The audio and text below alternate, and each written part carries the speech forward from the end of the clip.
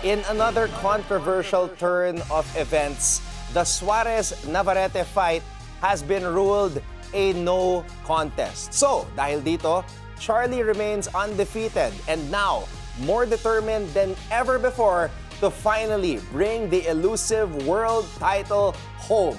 Let's welcome back to the scorecard, Charlie Suarez, former Olympian, and of course joining us as well via Zoom, my good buddy, veteran analyst, attorney Ed Tolentino. Gentlemen, magandang gabi sa inyo. Maraming salamat sa oras.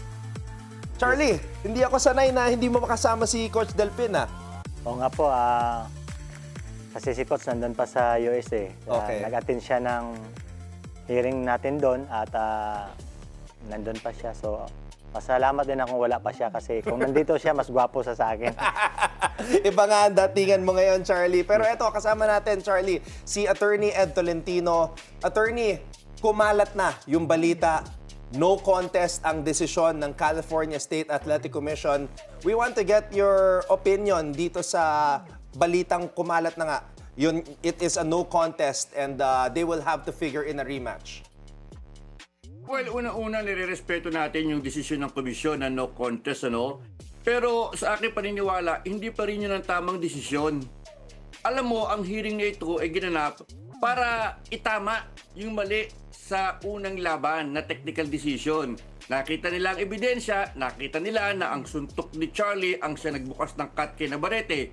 But despite this evidence, hindi pa rin nila itinama ang desisyon which should be Charlie Suarez via TKO. Ano? Ang nakakatawa dito, yung isang miyembro ng komisyon sinasabi na oo, nakita ko talagang suntok yung tumama kay Navarrete. Pero hindi kami kasi paborable doon sa binabago ang resulta from a loss to a win. Ayaw daw nila ng ganun. Kasi nga naman, yung mga boxer, yung mga manager, makakakita sila ng dahilan na doon na lang para tayo sa komisyon mag-apila. Huwag na tayo sa mga hurado sapagkat kaya nilang baguhin ang desisyon altogether. But I believe this was an opportunity loss. Sayang yung oportunidad sapagkat pwedeng baguhin ng komisyon yung resulta. Pwede nilang itama talaga. Because the rules are there. Nakita mo na yung video. O, nandun na. All you have to do is apply the rules. Hindi pa rin nila ginawa. So itong no contest na ito para sa akin, ito ay empty decision. Pampalubag loob lamang na ibabalik yung record na undefeated ni Charlie. Siya pa rin ang mandatory contender. But right now, he should be the champion. Hindi si Navarrete. Charlie, your reaction sa sinabi ni Attorney Ed Tolentino? Ako naman, personally, sang-ayon naman ako sa sinabi ni attorney kasi expert nga po yan at siguro sa ilang taon niyang pag-analisa sa lahat ng mga boxingero na nakikita niya ay talagang napag-aralan niya din yan. At sa akin naman, wala po akong magagawa kasi yun na po yung naging husga ng mga hurado or yung sa California Sports Athletic Commission. So as of now, sa akin na lang kung bigyan ng pagkakataon nga dahil may rematch, I will do my best na lang to win the fight and makuha po natin talaga yung belt sa pamaraan na talagang wala na silang masasabi. Attorney, ready si Charlie na rematch kasi doon na tayo papunta dahil eto nga desisyon, wala na, mukhang final na talaga. But in your opinion, Attorney Ed, ano sa tingin mo yung mga dahilan kung bakit hindi nila tinama yung kanilang pagkakamali at ginawa na lang nila itong no contest? Well, alam mo, ang gusto nila kasi, ganito na lang. Maglaban na lang kayo sa boxing ring at kayo na lamang ang mag-settle sa issue. Ayaw na naming palakihin ang issue na ito. Kasi ang problema, kapag sinabi namin na panalo si Charlie Suarez, pag binaligtad namin ang resulta, masisira yung parang balanse ng boxing na usually dapat judges ang magdi-decide, ganyan talaga, judgment call. Malalaman ng mga boxer, ng mga manager, pwede naman palang i-apila Matatali ang komisyon doon sa desisyon nila kay Suarez at kay Navarrete. Kapag sinabi nilang, pwede namin baguhin, pwede namin gawing panalo si Charlie Suarez. So they wanted to avoid that kind of situation. No? Kasi ginigit nila, no contest kasi daw hindi daw maliwanag kung sino talaga ang nanalo. Pero upon review, ni-review nyo na, nakita nyo ng suntok, ang ugat ng cut. Ano pa yung malabong hindi nyo makita? Kita-kita ebidensya. Umamin na nga yung isang membro na suntok ang resulta ng cut. And yet, they still did not change the result. So, para sa akin talaga, kumbaga, ayaw nilang masira yung balance ng boxing. Ang gusto nila, hindi, maglaban na lang kayo ulit. Let your fists be the ultimate judges to settle the score. Pero para sa akin, it was an opportunity to correct a wrong. Hindi nila ginawa. Hindi nila ginawa yung pagkakat. Para kayo pa nag-review kayo. Para kayo pang nag-undergo tayo ng hearing. Hearing was supposed to correct yung mali. Wala rin kayong ginawa. Sapagkat wala ring laman masyado, walang ngipin yung inyong naging desisyon sa protestang ito. Charlie, ready kang lumaban para sa isang rematch kay Emmanuel Navarrete. Kamusta naman ang pakiramdam mo at kailan ka magsisimula mag-ensayo ulit?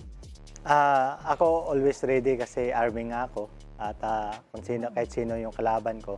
Kaya yung ko yun, dapat hindi lang ako nagpapabaya, no? Dapat continue pa rin yung active risk ko and hindi lang masyadong magpalaki kasi ang unang kalaban ng boksingero yung timbang Kapag sa timbang mo natalo ka na, wala na. So, yun yung ko as a fighter, dapat ma-maintain ko at hindi masyado malaki. Kasi pag balik ng training, nandyan.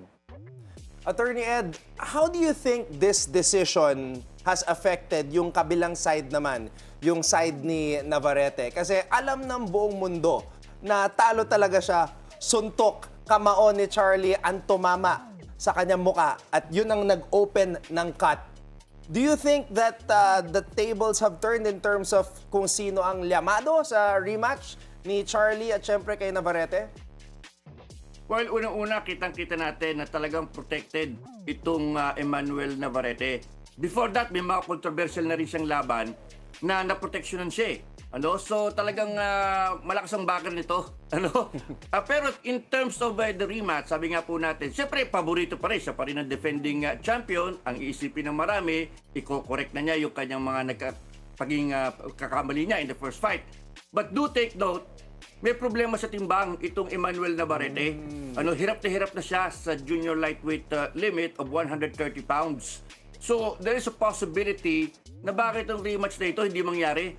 Baka umakit na lamang sa lightweight division itong Emmanuel Navarrete, so may iwan si Charlie, maaaring i-declare siyang interim champion, or maaari namang labanan niya yung number 2 contender, si Kenichi Ogawa, the former IBF champion, for the vacant WBO title kung sakaling babakantihin ni Navarrete. But if this fight push through at nandun pa rin yung weight issues ni Navarrete, palagay ko, he will still be the favorite. Pero magkakaroon na siya ng konting duda sa kanyang kumpiyansa. Because unlike other opponents, hindi niya nabuli yung Charlie Suarez. Yung iba kasi na-overwhelm ni Navarrete. Umaayaw na, suko na. Suarez was there. He was gaining his second wind, yung momentum. Humahabol na siya, gumaganda na ang performance niya, mas maganda ang kanyang kondisyon. So mag-iisip din yung Navarrete. Hindi ko kayang bastang i-intimidate itong Charlie Suarez. So, he will be prepared, of course. Dahil alam na niya yung kartada ni Suarez, he will be prepared for the rematch. But the thing is, that weight issue will continue to be a problem for Navarrete. Because talagang hirap na po yan si Navarrete to meet 130 pounds. And that is something Suarez can capitalize on. Nako, Charlie, baka takbuhan ka na pala nitong si Navarrete. Paano yan kung mag-decide siya? Nako, ayoko na labanan itong si Charlie. Baka mapatunayan pa niya na siya talaga nanalo sa unang pagharap. Anong reaction mo doon sa sinabi ni Attorney Ed? Yes, possible talaga na mangyari yon. Maganda talaga yung sinabi ni Attorney Ed. And ako naman, I'm hoping and praying that hindi po mangyari yon. Kasi marami pong mga tao, hindi lang Pilipino, sa mga sulok ng mundo na gustong may rematch Kasi hindi natapos yung laban, di ba? So, unsettled business, kumbaga. And kung mangyaring man yon, it depends on the top rank, the promotion, na depende sa negotiation. And I believe na fighters sila So, champion sila. So, hindi rin sila basta-basta na hindi lalaban. Kasi may mga pride din yang mga yan. And Meksikano pa rin. Meksikano, parang tayo din yan. So kung mangyari man yon, kahit sino yung ilaban sa akin, kasi nandito na ako sa time na yan eh. Nandito na ako sa moment na World Championship. Yes. Kahit sino pa yan, ang sa akin, as a fighter, lalaban ako. And hindi ako papayag na hindi ako maging champion hanggang sa magretiro ako. Kasi yun yung dream ko eh. At, sabi ko nga nung naglaban kami ni Navarrete sa mga interview sa akin, ESPN o kung ano pa man, hindi ako papayag na matalo niya ako. Kung matalo niya ako, yung hindi ako makatayo.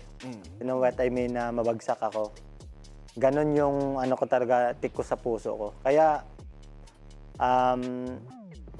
I'm hoping kasi ano na ibigay sa atin na rematch and I'm excited and I know siya din kasi palaban din siya. So, sana lang po na mabigyan ng pagkakataon. Hindi ko naman nagmamayabang ako, but gusto ko po talaga na may rematch. Ngayon, positive thinking tayo, Attorney Ed. Based on everything that has happened, parang mas magkakaroon pa ng hype para sa isang Suarez at Navarrete rematch. Mas maraming manonood. Pagkatapos ng unang laban sa airport, ilang tao ang lumapit dito kay Charlie para magpa-selfie at picture. Mukhang mas dadami pa ang kanyang mga fans, Attorney. Ano sa tingin mo? Ako personally, gusto ko talaga yung sinasabi ni Charlie na mas maganda makalaban niya muli itong si Navarrete. Kasi ang ganda nung unang laban nila eh. Ibang klase yung kanilang unang laban. Talagang walang puknat ang palitan ng mga suntok. Talagang we're talking here na akala mo ipagbabawal na ang pagsuntok bukas sa dami ng kanilang mga suntok. Napaka-exciting nung laban na yun. In fact, lahat tayo nabitin hindi ba? Nabitin tayo lahat Kasi ang tingin natin dito, electrifying yung laban na yun. So, siyempre, medyo magiging anticlimactic kung ibabakante ni Navarrete at iba na lamang ang lalabanan ni Charlie Suarez. So para sa akin, maganda talaga, sana maayos ni Navarrete yung kanyang weight issues at matuloy ang labang ito. At para sa akin, sabi ko nga, bagamat hindi nakuha ni Charlie Suarez yung kanyang desisyon na hinihingi sa California Boxing Commission, siya na mismo ang maging ultimate judge. Siya na magbago ng resulta gamit ang kanyang kamao. Mas maganda yon. Mas maganda yon. That is the sweetest revenge na ito gawa ng iyong kamao. Hindi na iniwan sa mga miyembro ng komisyon. Ikaw na mismo ang nagbago ng resulta. Mas gusto natin yun. Sana matuloy. Sapagkat nakita niyo naman, grabe, bakbaka na yan, talagang walang puknat, ibang klase, mapapangiwi ka kahit nandito ako sa malayo, napapangiwi ako sa lakas ng mga suntok, napapailag ka So, sana lang matuloy. Sana lang matuloy. Sapagkat syempre, gusto mo rin yung Navarrete kasi siya ang the best junior lightweight champion ngayon At kung gusto mo maging world champion, di ba mas maganda ang feeling kapag tinalo mo ang boxer na considered the best in your division. Ayun. So there you go. Expert analysis from Attorney Ed Tolentino. You can hear more of his analysis sa kanyang YouTube channel na Boxer Shorts na mahanap nyo. Yun nga, sa YouTube. Bago tayo magtapos, Charlie, anong mensahe mo sa lahat ng mga nag-abang ng desisyon at mga sumusuporta sa'yo? Sa lahat ng mga Pilipino, sa lahat ng mga supporters na nagdarasal sa akin, kahit hindi Pilipino, halos buong mga tao sa iba-ibang sulok ng mundo, ay nagpapasalamat po ako sa kanila dahil yung support nila, even na hindi tayo naging champion, ay nandun pa rin yung simpatiya nila sa atin. Sa akin naman, kung bibigyan tayo ng pagkakataon na makalaban ulit si Emmanuel Navarrete, ay dumaitas na manalo sa laban at maibigay yung magandang laban at mag-enjoy yung mga manonood kasi that is part of yung yung sports yan So mga nanonood, ibigay ko po yung best na makakaya ko at siyempre sa mga na-disappoint kasi natalo, lahat naman po ay natatalo, may mananalo. But hindi lang po tayo mag-stay doon kasi may bukas pa naman po. May bukas pa. Attorney Ed, baka meron ka pang isisingit na final punchline dyan. Well, una-una, wag ba dishearten si Charlie, Hindi pa po tapos ang laban para kay Charlie Suarez. Tuloy lamang ang training. At sabi ko nga, wag mawawala yung kanyang focus. Temporary setback lamang ang nangyaring ito.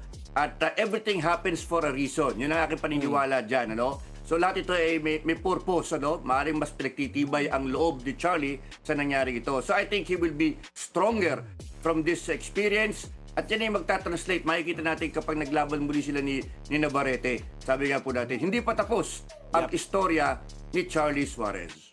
Ayan, abangan natin ang susunod na kabanata. Attorney Ed Tolentino with us here on the scorecard. Charlie Suarez, maraming salamat. At pagdasal natin yan, yung rematch mo kay Navarrete. Thank you so much.